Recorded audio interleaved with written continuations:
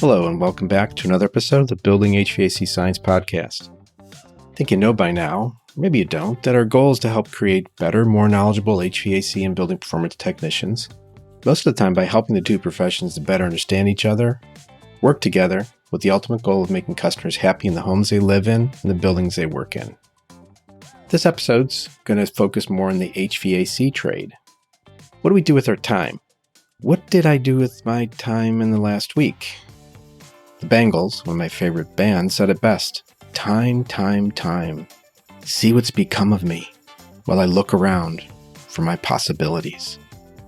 Well, in this episode, I'm joined by Eric Kaiser, and we look for possibilities and share observations on products, events, and interesting people we engaged with during our 4-day excursion at the AHR Expo in Atlanta, Georgia, in early February 2023. You'll get to hear Eric and I go on and on about different topics. All of this was unscripted, but it was fun. I do mention a bunch of topics like the expo itself, the Subco and Diversitech Trade Fox and Trade Invent applications and processes, the AHR Standard 221, several products from Refco and Sauerman and JB Industries. Well, you'll find all the links to these products and the resources and the standards and everything all in the show notes. So you got some things to dig into if something piques your interest. Let's get on to the conversation with Eric and I, sharing our recap of the 2023 AHR Expo. Hey, welcome everybody to Building HVAC Science Podcast, and my guest here, Eric Kaiser. Eric's been working with Truetech for about 6 months or so, and now we're going to formalize that relationship. Right, Eric? We're definitely taking it to the next step, I think. Okay, great.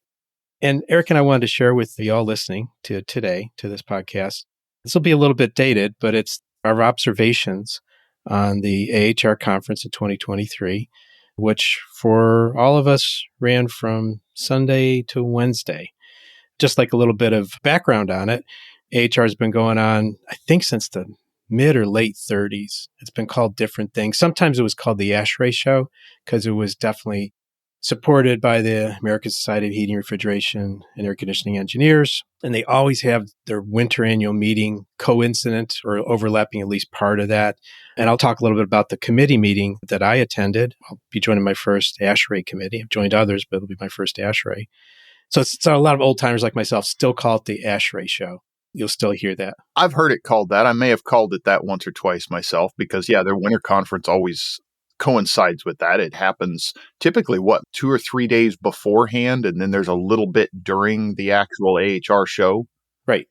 It's because the people involved attend both the trade show and the technical committees. Let me throw something at you here real quick, Bill. For anybody listening, what is ASHRAE in case they don't know what that is? It's an international organization. I'm not reading from anything, but this is my presumption because I'm a member. It's an international organization of air conditioning, heating, refrigeration, cooling engineers that largely write standards and give white papers and presentations and pull together the world's best information so that it can be reused for the public good in the built environment. I think that probably is in their mission statement, built environment. And really focusing on the indoor conditioned spaces more than anything else, and indoor health and things like that through those systems that condition the spaces.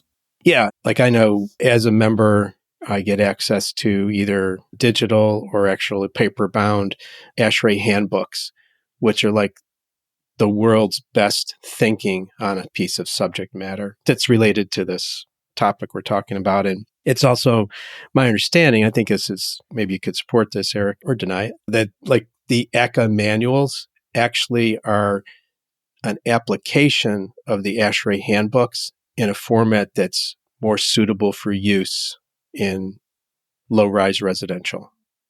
Not having really read through a lot of the ASHRAE handbooks, I've looked at a few of them, but I'm going to be honest, some of that reading gets really, really dry.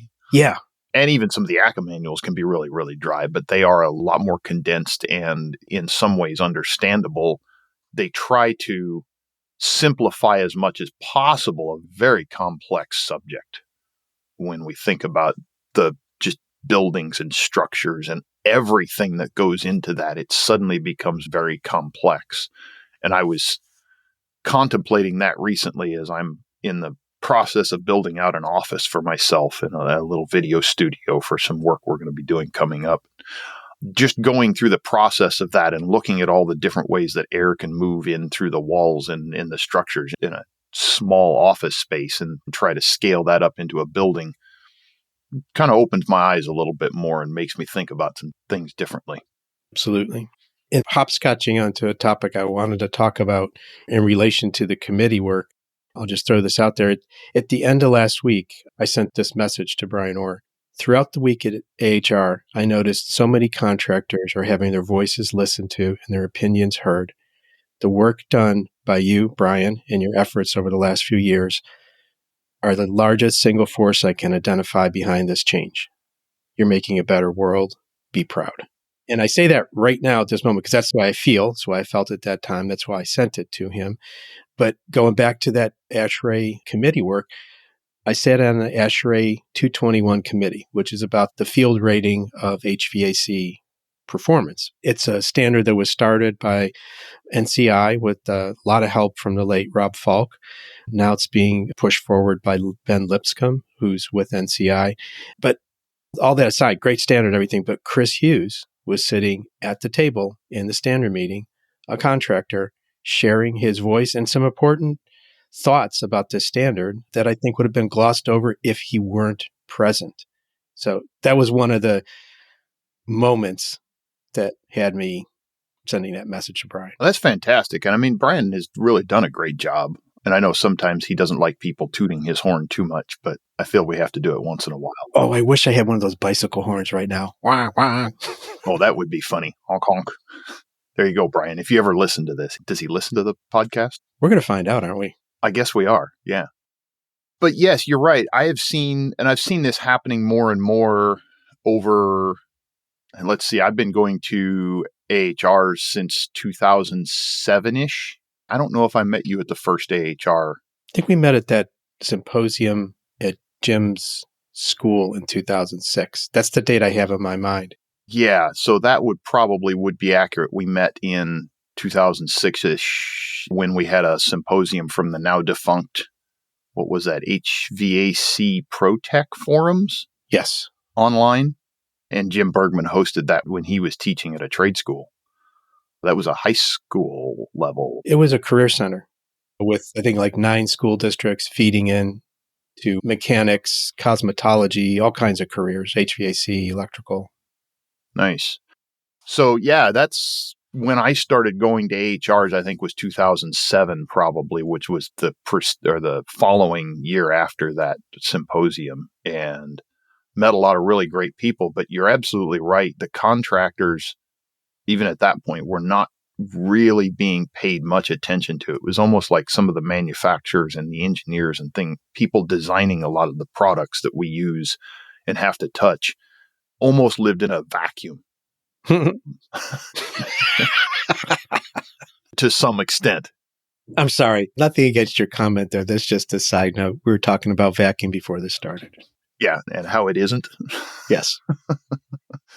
And I've seen this change over my tenure in the industry where the manufacturers, whether it be tool manufacturers, equipment manufacturers, the standards committees, everybody is starting to pay more attention to the field and really looking at how things work. And I like to differentiate between the theoretical and the real world. And that has ramped up a lot. And I think there's a lot of people out there that are really helping push that forward. But you're absolutely right. Brian has done a fantastic job of helping to make that happen. And even this year, just another comment along those lines, Dirk Naumann and his HVACR simulator, which was at the HVAC school booth at the conference. And if you aren't familiar with it, I'm sure you can find resources, or I'll put something in the show notes. HVACsimulator.com, I believe, is their website, I think. Yeah. There's a controls technician who invented a training aid that's both physical and digital, right? Yeah, they've got a physical side and a digital side to them, so you can do the exercises either way. But what it's designed to do, and I'll give a little history on that because Dirk sent me one of his prototypes early on that I got to test out before it ever went to market a few years back. And it's designed to teach people basic troubleshooting processes where we're looking at something, and it also designed to teach basic wiring diagram reading, because that's two of the things that Dirk, and he works for a distributor and does technical support all the time. That's two of the biggest problems that he sees people having. So he had this idea and he put an invention out there, and I think it's going to be a really, really great thing. Very cool. That brings me to one more on this topic, the SUPCO Trade Fox program. And one of our friends recently had his idea come to fruition. Yeah, Chris Hughes. You want to talk about the product he designed for them? Yeah, he came up with an idea for it's a cover that goes on the end of a bare line set to be able to flow nitrogen through it. And it's just a stepped cover with a 1/4-inch flare fitting on the end, so you can hook a regular hose up to it. And then in each step, and I think it goes up to 7/8 when I was looking at it, refrigeration tubing. But each step has an O-ring in there to where it will just slide over the outside of the pipe and fit snugly for purging nitrogen through while we're brazing. Because that's often a challenge, and a lot of us have used maybe a lot of electrical tape and shoving a hose in the end, or unfortunately, some people just use nothing at all at a lot of points.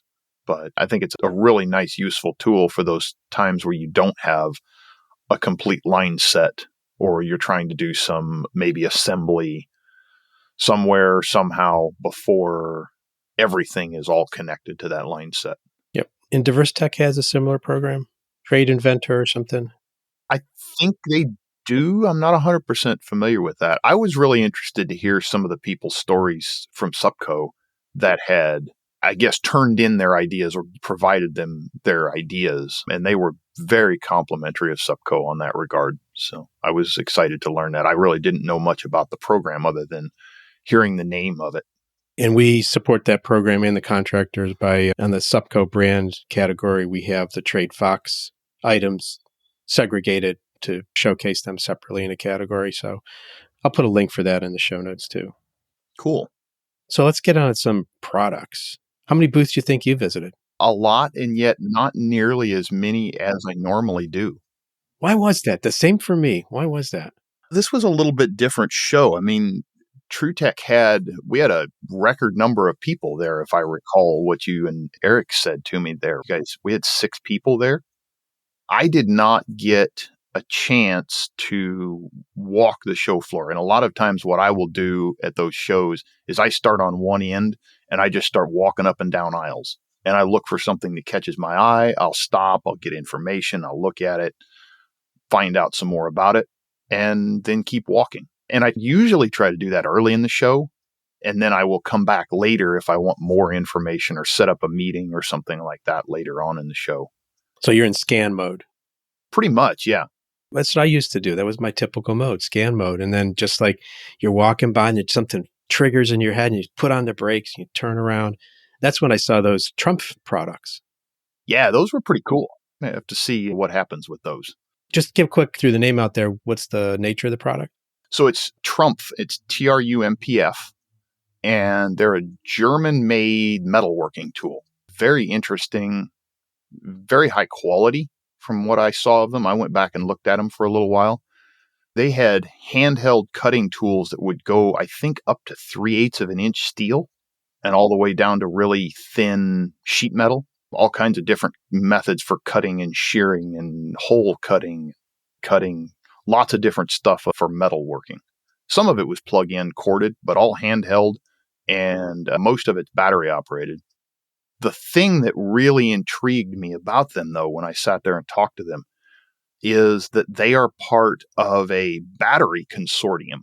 This is a problem that we see with the cordless tools out there today, is everybody has a proprietary connector. So what they did, they used to have a proprietary connector, and they realized that, hey, they're not in the business of making batteries. They don't want to do all this stuff. All they want to do is make tools and have a battery to run their tool. So they joined this battery group that sets a standard connector. They set a standard for the batteries, And then there's 38 different manufacturers, they said, that belong to this group. And all of the tools from all these manufacturers fit and use this same battery type. So no matter what you have, you just go buy your favorite tool or whatever works best on that job for you. And then you grab your battery that fits all of these tools. And from what I gathered, it's a lot more common and popular in Europe than it is in the United States right now. Isn't Apple being driven for a common connector because of European regulation? Yeah, so that was Europe introduced that regulation for smartphones to have a common charging type. And I think they've landed on the USB-C style. To eliminate connectors, power supplies, just excess duplication when you really don't need to. Yeah, it's kind of interesting because as we've learned, there's a few tools that we have on our website that require, even though it's a USB-C style, it doesn't charge with just anybody's charger. You have to have that specific charger. I know one of the thermal cameras we have, and I want to say one of the combustion analyzers. It's probably current rating of the power block. I don't know if it's current rating or what it is that makes a difference, but I need to dig into it more and find out because I want to learn more about that and why that is. Because one of our contractors called up or actually messaged me and he's like, why won't this thing charge? I'm using a USB-C charger. And it turns out there's 2 different batteries in that combustion analyzer. It only charges one of them when you plug it into a generic USB-C. If you plug it into theirs, then it charges both of them. Interesting. It's like EVs still have electronic batteries. Yeah, you still have to have a small battery to run the electronics, and then you have your gas tank replacement battery that runs the motors. We had a moment of discovery, I think, perhaps for you at the Refco booth. Want to talk about that? Yeah, so I'm not giving you a chance to drink. You want to drink this bottle of sparkling water just to clear your pipes because I'm nailing you. So go ahead, take a drink. It's a bottle of real sugar Coca-Cola. I limit myself to one a day. 1 soda a day is my limit, and some days I don't even drink that. But I much prefer the taste of the real sugar as opposed to some of the fake sugars that are out there. It's completely different. But yeah, so we stopped by the Refco booth and saw a couple products that I want to highlight in the future and really show people a little bit more about. But one of them was their inverter checker tool, which I think is going to be a very, very valuable tool for a lot of technicians coming out with all the inverters that are coming out into the field. I've seen it, but I've never used one personally. So I've got to get that in my hands and work with one a little bit more. And then we're going to do some information on that. But their condensate pumps for mini splits was one of the things that I was really excited about because they make a very quiet condensate pump that can either go inside or on the bottom of a wall mount ductless split system. And we've got both of those on Truetech website, and they're pretty nice looking pumps. They do a lot of stuff, a lot more stuff than I realized. Yeah, the 65-foot lift to me was pretty impressive. Yeah, a 65-foot lift on a pump is pretty darn good. And they look like a really nice pump. And 11 GPH and also settable too. Yeah, you could adjust the settings on them because they said the one thing that they do get is if they have a really high pumping rate, you get a little bit of a suction noise or a noise at the end of it. Steve did the imitation. I should have recorded him when he said that. Yeah, I haven't heard it personally. The slurp kind of thing. Yeah, that's what it was. It was a little Swiss accent in the end there. A little bit of a slurp at the end. If you suck the reservoir dry, basically, you're just getting that last little bit of water out of it, kind of like the slurp on a straw at the end of a milkshake. Yeah. So those were really neat, but you can adjust the speed of that pump, or it really adjusts the speed of the motor, but it adjusts the gallon per hour, the gallon per minute, however your rating is on those. I think those are done in gallon per hour, if I remember right. One thing I noticed walking around is I saw a MeasureQuick banner. Saw no MeasureQuick booth, but I saw a MeasureQuick banner at a couple of booths. Did you see those? There were a few MeasureQuick banners around. Where did you see them? Well, I saw one. First one I saw was actually the first place I stopped walking in the hall on the first day was at the Sauerman booth. Interesting. So Sauerman now is integrated with MeasureQuick, yeah? Sauerman combustion analyzers now integrated with MeasureQuick. Sauerman combustion analyzers. That's very nice. I'm impressed with the Sauerman line of analyzers. I think they make a really good tool. Yeah. Did you see the other one? The other one that I saw was at JB. That's it. And that's an exciting, I think, a change there, update to the industry, because JB is coming out with some more tools, and they're bringing out a line of probes, which they have not previously had before, in my understanding. Did you get a chance to handle the probes? See any different features on them? I got a few of them in my hands. I think only 2 of them are in production right now. But the biggest feature I noticed on them is they actually have a display on the probe, and a really nice, it's actually a color display on the probe. And I was surprised by the quality of that display. And in actually talking with Joe Medosh from MeasureQuick, they're going to be able to have 2-way communication between MeasureQuick and the probe. It's not just a 1-way communication from the probe into MeasureQuick. MeasureQuick is actually going to be able to send information back to that screen on the probe so that you can get immediate information on that screen out of MeasureQuick. And I don't know for what yet, but you're going to be able to get some information there. Like if you want to have like a real-time superheat reading on that screen or something like that, is my understanding. Oh, wow. So it'll put together a combination measurement in the probe. To me, my immediate thought on that was, and their refrigerant probes are a little bit different than a lot of them we have, in as they have a charging port built into the probe. So all you have to do is connect a hose onto the charging port from your tank. You don't have to carry a separate T, which I like. But my thought is, if you're sitting there charging this and you're charging to a subcooling reading, now you don't have to have your phone or your tablet out and try to look at that tablet screen. You can actually set your probe there in front of you and look at that screen on the probe if it's convenient or easy to see, to be able to do your charging, rather than trying to run a tablet, running the battery dead on the tablet because you're running the screen, or trying to see it in bright sunshine or something like that. Obviously, I haven't had these new probes in sunshine yet to see how the screens respond to that. And that's not a question I asked, but we'll have to see how it turns out. But I'm excited to see them get into the marketplace, because I think there's room for some more probes in the marketplace right now. And they're also, of course, going to have a hygrometer probe with temperature and humidity in it. And I think I even saw a vacuum gauge laying there. So they're going to have a wireless vacuum gauge, but I don't know if that will integrate with MeasureQuick or not. Got it. I've been prompting you with observations. Anything you want to make on your own here? I was just looking around. I thought it was a very well-attended show. I didn't actually look at the official show numbers, but I'll say it was probably closer to pre-pandemic numbers.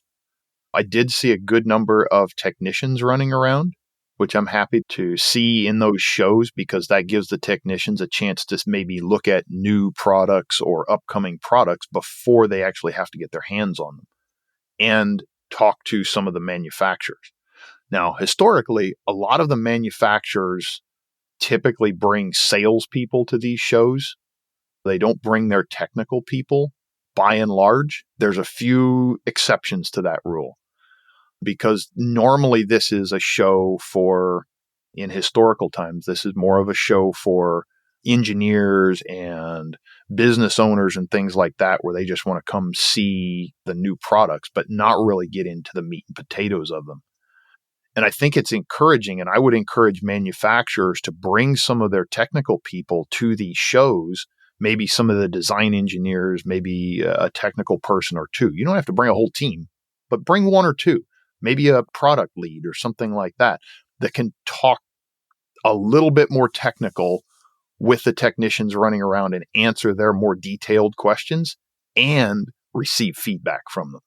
And even thought occurs to me, maybe in a more structured format, like the conference itself offering a town hall of some type where the manufacturers and the contractors can actually come to a specific time, where the manufacturers could meet, and rather the contractor wandering by, actually come to meet them at a specific place and time.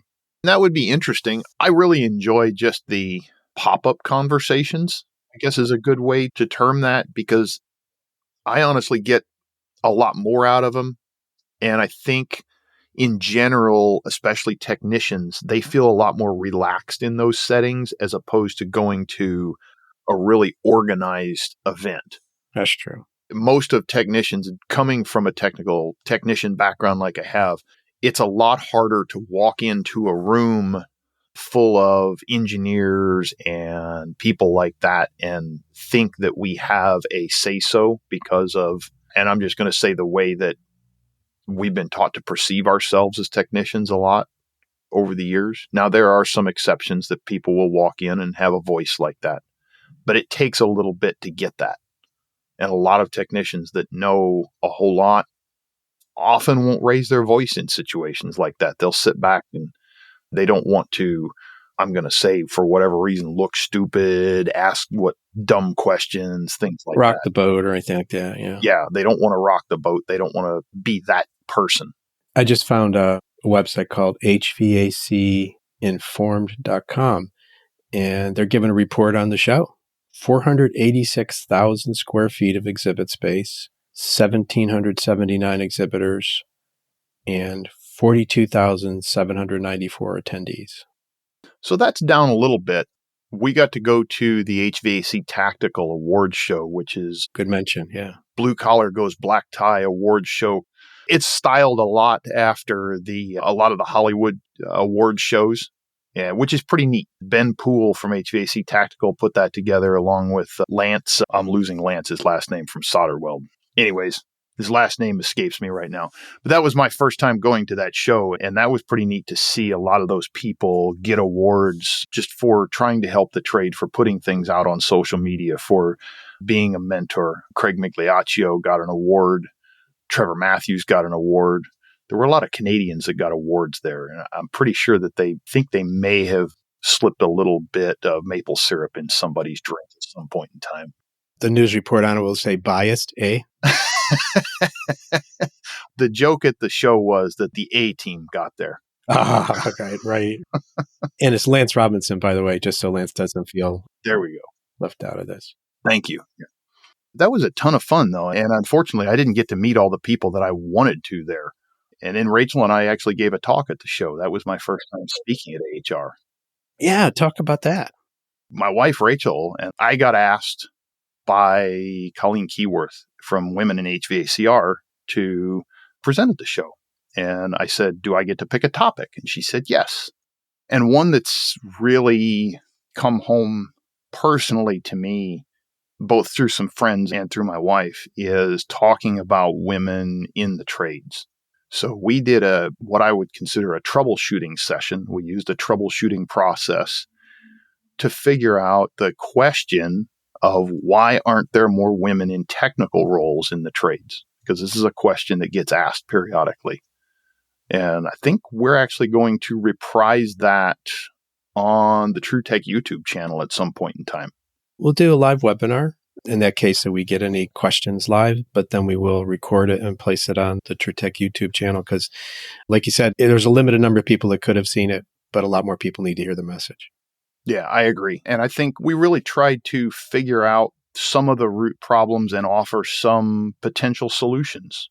The challenge with solving problems like that is we really haven't solved them yet, so we don't know what the solutions are. It's not like going out and testing a motor or testing a capacitor and saying, oh, yep, this is bad. If we replace this part, it'll get things back and running again. We really don't have a set of hard solutions for that, unfortunately. So some of it is a little bit challenging going forward, but I think it's definitely something worth talking about. Very good. There was also some pretty nice receptions, actually several of them, and some of them back-to-back at the Georgia Aquarium. That was an amazing place. Yes, we had back-to-back receptions one night there, and one other night we had the whole aquarium opened up to a whole bunch of people, contractors and manufacturers and distributors and all kinds of places were in there. And that was a lot of fun to go in and get to see that. And if anybody ever goes through Georgia, I would highly recommend stopping through the aquarium. It's right there in downtown Atlanta. It was actually a less than 5-minute walk from the convention center. You had to go out a certain door, and then it was a really short walk over there. I didn't realize how fast it was until my wife, she's a type of person that will figure those things out. And she just got to looking around on some of the maps and says, well, this is easy. Let's walk. But yeah, they have a big tunnel where you can walk underneath the water and see a giant shark and huge rays and things and fish swimming over your head. It's got a little conveyor belt you stand on and you just ride through the tunnel. Oh, wow. And there's some questionable ductwork in there if you're like me and you look up at ductwork in buildings. And I look up and I go, really? You guys couldn't have done a better fitting job than that? Come on. Do they paint it in blackout paint so you can't take pictures and ridicule it online? Yeah, it's all blacked out. I think inside of there was a really dark blue up in the ceiling. So I probably could have gotten a picture of it, but I was just like, you know what? I'll just look at it myself and talk about it later. See if you can walk through there and show me where it's at. Any other products? I mean, in general, equipment, products, something else that... There was some new stuff. See, we stopped by the NAVAC booth and got to see their new power bender. Of course, they've got a battery-operated tubing bender out now, which I think is pretty cool. If you don't like squeezing a lever, I'd say it's actually probably a little bit faster, but it did a really nice job of bending. I was really impressed with the bends that it put in stuff. It didn't do a lot of wrinkles on the inside of the bends. In fact, none at all on the bends I saw. And it was really easy to get out because it's actually got a little lever on the side of it. So when you pull the shoe back, it actually pops the tube out of the shoe. It kicks it? Yeah, it kicks it out where normally you have to pull on that or beat on the shoe with a hammer. And people who've used other tubing benders will know what I'm talking about. Sometimes it's a challenge to get the shoe off the pipes. Yeah. So that was pretty exciting to see. Like I said, I didn't get around and really get to dive deep into many products at this show. We'll just have to leave that till next time. All right. Now, I got a question for you. You went to this Standards 221? Yes. What happens in a standards committee? What do they do? And what's the purpose of it? The meetings are held throughout the course of the year, and I'm applying to join the committee, so can't hold me too responsible for what I say next. You're not on it yet, is what you're saying. I'm not on it yet. But my observation, other standards committee, there are voting members. Some of them were sitting at the table present. Some of them were on conference call. So the standards work can continue to move forward. But they look at various changes, and I'm going to say requests for funding from within ASHRAE to do certain tests and experiments with different aspects of the standards to make sure these really are substantial. And then they also take public commentary. The Standard 221 does exist, has been published. I could look it up now, but I'll put a link in the show notes. That always interests me. Like, we publish these standards, and then there is basically a standing committee, probably for every one of the ASHRAE standards, right? That continuously looks at that standard and says, hey, can we improve this? Can we change something? Should we change something? What's the benefit? Things like that. Is that pretty accurate? I am not going to be able to answer that totally correctly. Put him on too much of a spot. Yeah, because they don't do a standard for a standard's sake. They do a standard to make progress. Yeah, they do a standard typically when somebody sees an issue in the industry that a standard, what I understand is when there's a lot of different people trying to solve the same problem in different ways, then they come together and create a standard so that there's a standardized method of doing it across the industry.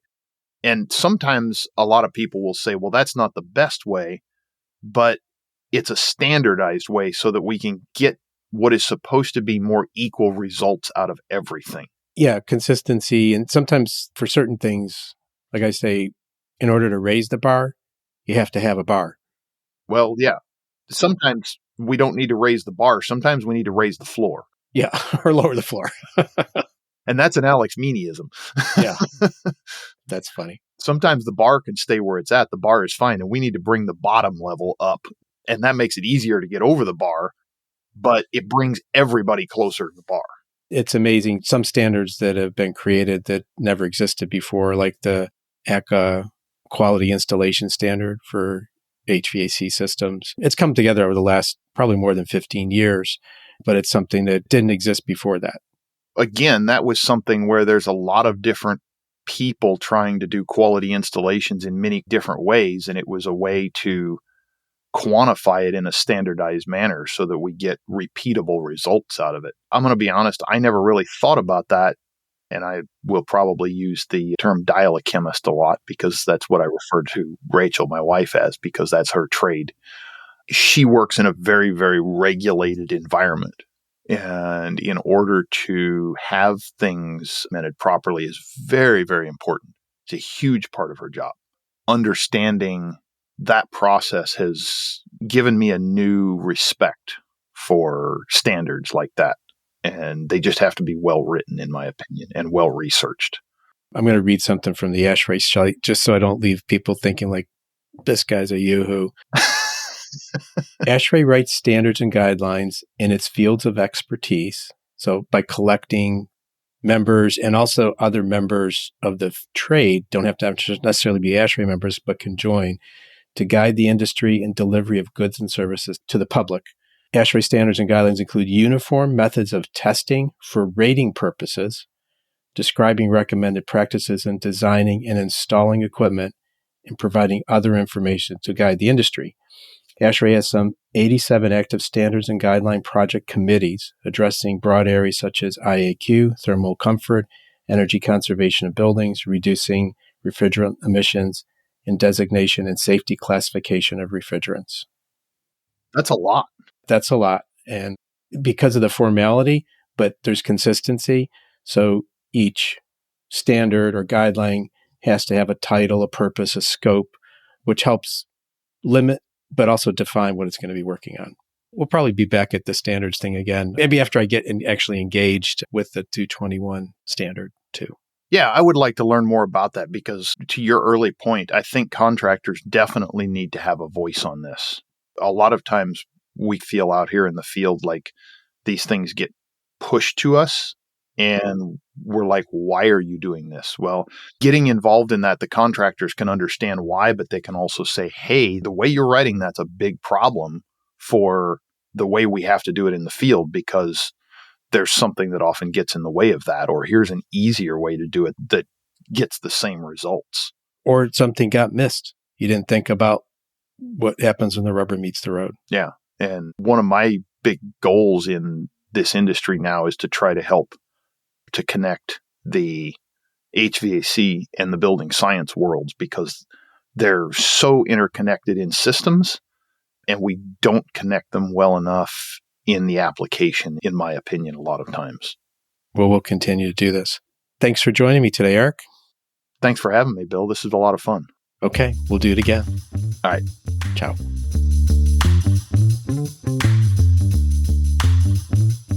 We appreciate you listening to this episode of the Building HVAC Science podcast.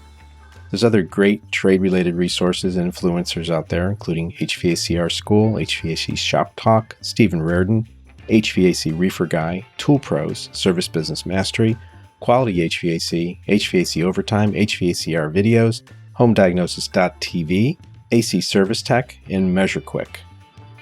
I also host the Res Talk podcast, where you can learn more about all the changes and manifestations in the expanding world of home energy ratings and peripheral topics. If you like what you've heard today and you're not yet subscribed to the podcast, please consider doing so and leave us a rating in the iOS podcast app. If you want to get in touch with me, you can reach out to bill@truetechtools.com. The Building HVAC Science podcast is a production of Truetech Tools Limited. In full disclosure, I'm a co-owner of Truetech. The opinions voiced are those of my guests or myself, depending on who is speaking, of course. Well, thanks for listening in on this episode, and we would like to have you back again on future episodes of the Building HVAC Science podcast. Thanks again. Have a wonderful day.